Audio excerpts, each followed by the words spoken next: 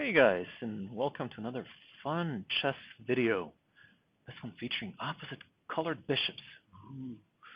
Yeah, I know that endgames are probably not the most fun things to analyze, but well, sometimes they can be. And it's the reason I like endgames is that they kind of distill the idea of chess down to very few pieces, and you can usually find the truth, if you will, of the position.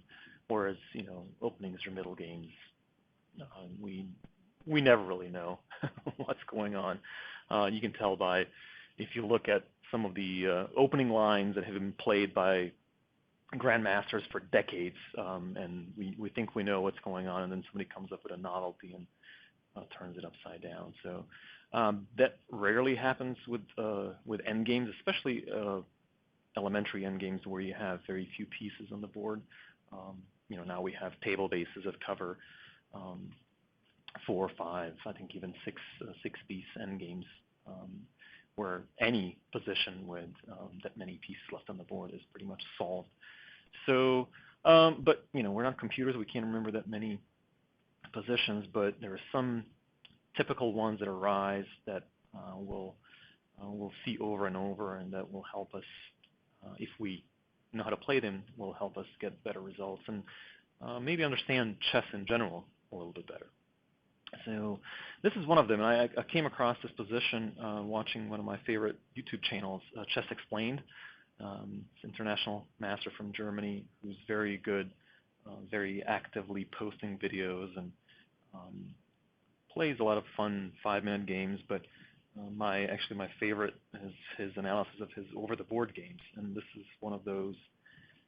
It's actually his game in Mallorca Open Round 1, and this is a possible position that could have happened in the game, which it did not. And here he says that White draws quite easily by just shuffling the bishop back and forth. Just to be perfectly clear, he did not dwell deeply into this position, didn't spend too much time on it. But I actually, when I heard that, I thought that doesn't sound quite right. This should be actually winning for black, and I was just half right.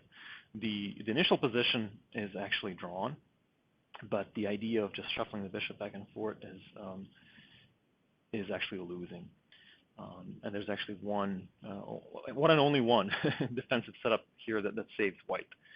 So let's take a look at that. So what happens if White just shuffles back and forth? Here's what's going to happen. So black has to push the pawns, otherwise there's no win. And this is the key winning idea: is transferring the bishop to this diagonal and then moving the king over. And then the f6 pawn moves, and that's a win. Now, of course,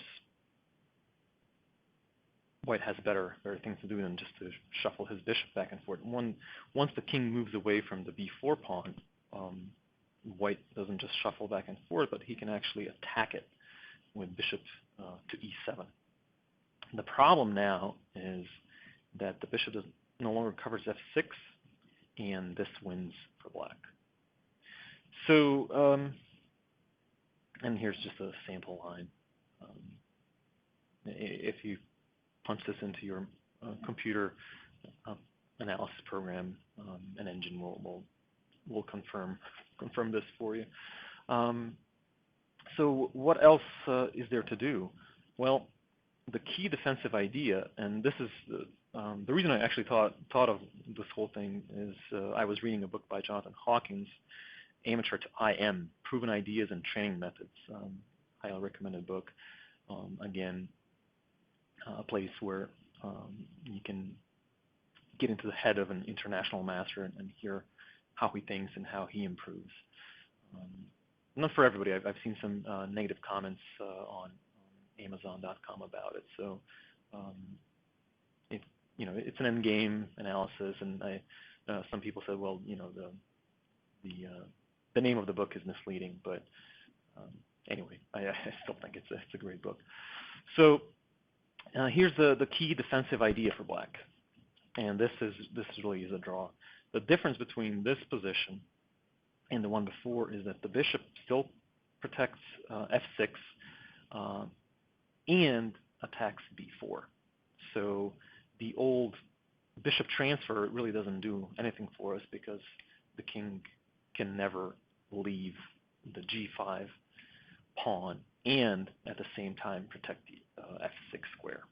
As soon as king shuffles over to e5 or whatever, I mean, anywhere away from the g5 from the b4 pawn. I keep saying g5 because typically the board is oriented differently.